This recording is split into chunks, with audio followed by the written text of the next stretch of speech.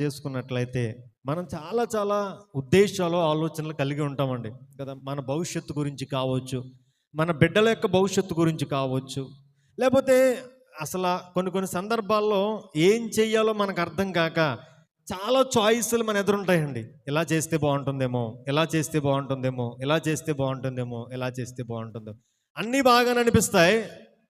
కానీ దేంట్లో కూడా ముందడుగు వెయ్యలేని స్థితిలో మనం ఏం చేయాలంట? నీ ప్రవర్తన అంతటి యందు, అందుకే బైబిల్ అంటుంది, నీ పనుల భారము యెహోవా మీద ఉంచుము, అప్పుడు నీ ఉద్దేశములు.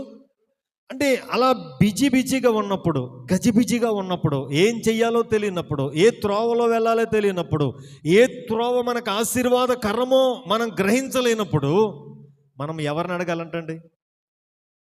నేను జ్ఞానిని కదా అని నీవనుకొనవద్దు. మరి ఏం చేయాలి? నీ సమస్త ప్రవర్తన యందు ఆయన అధికారానికి ఒప్పుకోవాలి.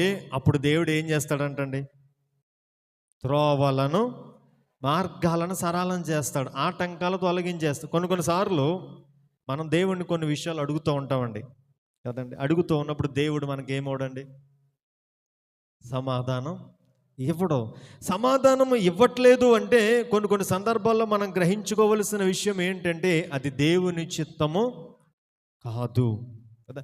ఇప్పుడు నిజంగా అదే దేవుని చిత్తము అయితే దేవుడే మార్గాన్ని ఏం చేస్తాడండి?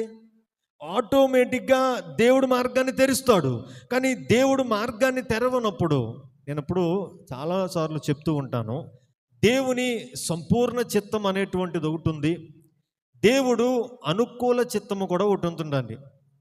అంటే దేవుని ఉద్దేశం ఒకటి, కానీ మనం వేరే ఉద్దేశం కలిగి దేవుణ్ణి ప్రెస్ చేస్తూ, దేవా ఇది చేస్తావా చెయ్యవా, ఇది చేస్తావా చెయ్యవా అని దేవుణ్ణి మనము గుచ్చి అడుగుతున్నప్పుడు దేవుడు ఏం చేస్తాడంటే ఒక పాఠాన్ని మనకు నేర్పించడానికి ఆ పర్టికులర్ టైంలో మన చిత్తానికి దేవుడు ఏం చేస్తాడంటే అనుమతినిస్తాడు.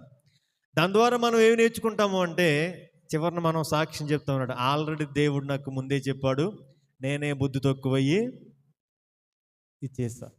తద్వారా నాకు ఏమొచ్చింది అంటే శ్రమలు వచ్చినాయి, ఏమొచ్చినాయి అంటే కష్టాలు వచ్చినాయి, ఏమొచ్చినాయి అంటే అవమానం వచ్చింది, ఏమొచ్చిందంటే నా కళ్ళ వెంట కన్నీరు వచ్చింది.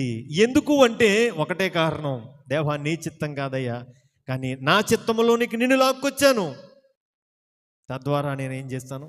శ్రమలు అనుభవించాను. ఇప్పుడు మరలా దేవునికి మనం ఏం చేసుకోవాలంటే నీ చిత్తాన్ని నా జీవితంలో నెరవేర్చు అని. చూడండి,